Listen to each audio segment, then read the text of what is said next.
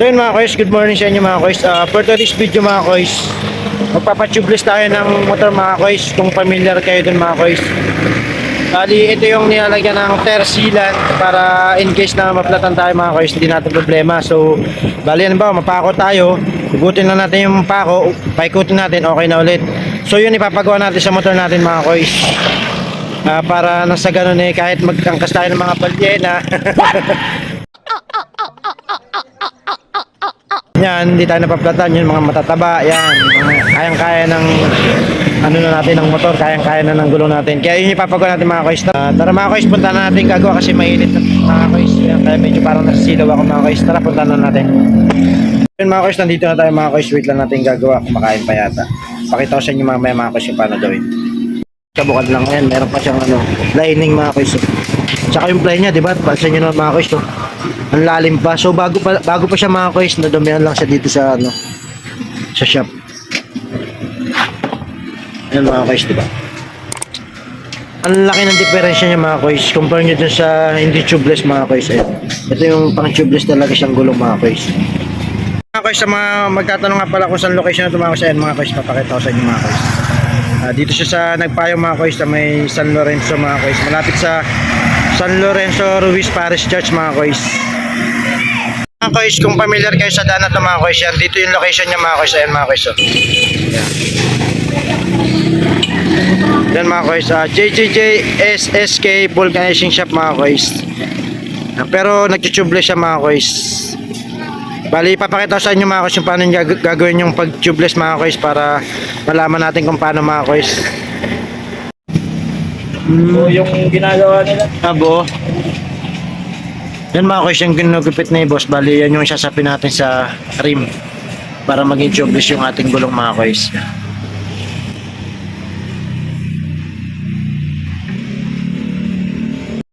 Ayan mga kois, sinisimulan na nga pala ni Boss Chad yung pinapatubeless natin na gulong mga kois. Ayan mga kois, tinatanggal na nga pala ni Boss Chad yung mga kalawang dyan. Ayan ang sa ganun, paglagay nila ng pambalot dyan mga kois, wala na yung kalawang. Ayan mga kois, yan, kung napapansin nyo, binabras lang niya yung tinanggal niyang kalawang mga kois. Kasi para hindi siya ma-stuck dyan sa loob mga kois pag binalutan na siya. Ayan, tinatanggal niya yung mga kalawang. Ayan. Ayun mga kois, talaga hindi niya tinigilan mga kois na tanggalin yung kalawang mga kois. Yan, kung nakikita nyo mga kois. Ayun mga kois, nugasan na nga pala ni Boss Chad. Yan sa ganun, mahugasan yung mga tinanggal niyang kalawang. Yan. Yan. Tapos pinunasan na rin ni Boss Chad mga kois. Sa ganun matanggal yung mga kalawang niya mga kois. Yung mga kiniskis na kanina, tsaka yung mga brenas niya mga kois.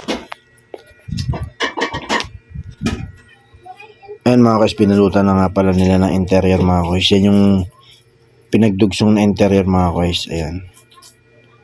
Nilagay na nila mga kois. Bali yan yung magsisilbing panakip do sa mga rayos. Then natakpan din yung mga kalakalawang mga kois.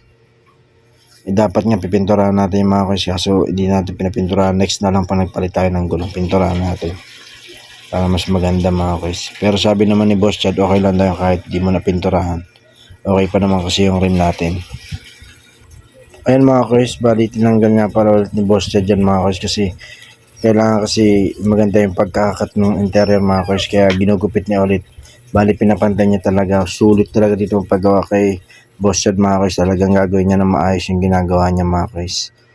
Ayan. Kaya sulit yung ibabayad nyo dito mga kois. Ayan mga kois, sinigpitan na niya mga kois yung mga rayos mga kois. Ayan mga kois, nilalagyan na nga pala ng katulong ni Boss Chad yung gulong natin ng tear sealant mga kois. Kung napapansin nyo, yan na yung tear sealant niya mga kois. Ayan. Yung tear sealant na yan mga kois, ang silbi niya dyan sa yung nilalagay na yan. Yan yung magtatakip do sa mga butas sa rayos mga kois. Para maging tubeless yan, para walang sisingaw. Siya yung kusang magtatakip sa mga butas-butas mga kois. Yan yung purpose ng tear sealant mga kois. Nilalagyan na yung ating pito mga kois. Kasi dyan dadaan yung tear sealant papasok na sa loob. Ayun mga kois, hinahanginan na nga pala ni pare ko yung ating gulong mga kois. Para sa ganun matulak yung tear sealant na nilagay mga kois.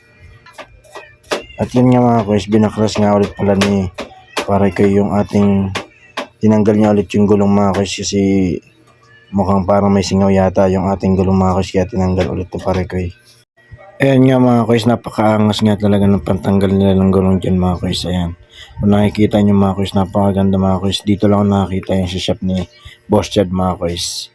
Talagang napaka solid talaga nito ni Boss Chad mga kois. May mga gamit siyang ganyan mga kois. Ayan o, di makina siya mga kois. O, di ba? Ang angas. Napakagaling mga kois.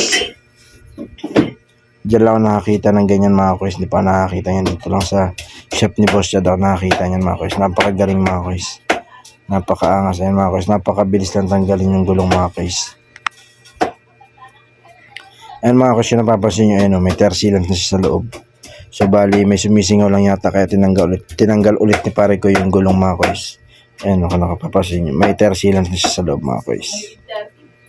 Ayan, binabalik na nga ulit pala ni pare ko dyan yung gulong mga kois. Ayan.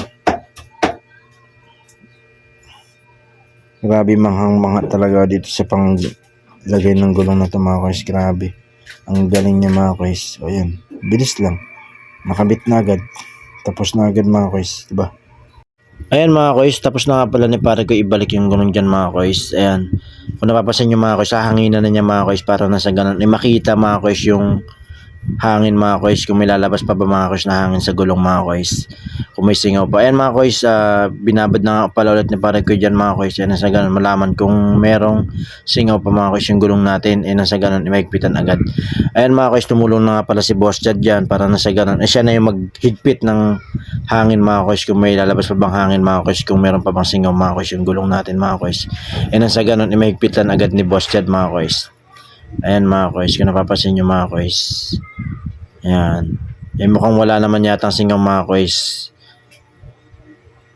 Ayan. Ayan mga kois, mukhang nakakita nga pala si Boss Chad na sumisingaw dyan kaya hinigpitan niya ulit. Ayan mga kois, mukhang wala na. Ayan. Ayan, meron pa rin mga kois kaya hinigpitan niya pa rin. Ayan, hindi niya talaga tinigilan at may lumalabas na hangin mga kois. Kailangan kasi niya mga kois, walang lalabas na hangin mga kois.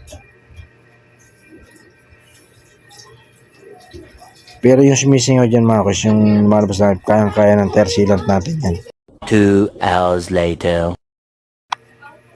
Ayan na nga mga kois. Mukhang okay na kasi kinakabit na ni pare ko yung gulong natin mga kois. At ayan na mga kois, natapos na nga mga kois. Nakabit na yung gulong natin mga kois. Ayan. Napakalaki ng diferensya ng gulong natin mga kois. Napakalapad mga kois. Yan kasi yung gulong talaga na pang tubeless mga kois. Ayan, napakaganda niya mga kois. Solid talagang pagod dito kay Boss Chad. So yan mga kois, kaya kung gusto nyo magpa-tubeless dito mga kois, comment down below lang mga kois. Peace out!